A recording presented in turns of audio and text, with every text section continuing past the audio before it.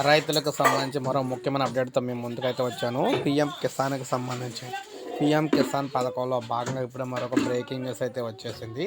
దేశవ్యాప్తంగా 11 కోట్ల మంది రైతులకు ఏడాదికి 6,000 ఇస్తున్న కేంద్ర ప్రభుత్వం ఇప్పుడు ఆ మొత్తాన్ని 10,000 నుంచి 12,000కి ఇవ్వాలని ప్లాన్ చేస్తున్నారట. అయితే ఈ రెట్టింపు కేవలం మహిళా రైతులకు మాత్రమే అందేలా సన్నాహాలు అయితే చేస్తున్నారని కూడా మనకైతే తెలుస్తుంది.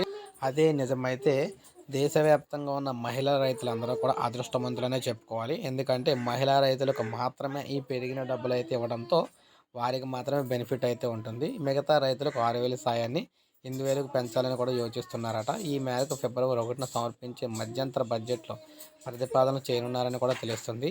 2024 సార్వత్రిక ఎన్నికలకు ముందు పీఎం కిసాన్ పథకంలో ఈ మార్పులు చేయాలని చెప్పేసి భావిస్తూ ఉన్నారనమాట. సో ఈ విధంగా పీఎం కిసాన్లో భాగంగా మహిళలకు 12,000, పురుషులకు 8,000 చొప్పున ఇవ్వడానికి కేంద్ర ప్రభుత్వం సన్నాహాలు చేస్తుందన్నమాట. సో ఇది ఫిబ్రవరి నెలలో రైతుల ఖాతాలకు ఈ డబ్బులైతే పంపించవచ్చని క్లియర్గా తెలుస్తుంది మనకి.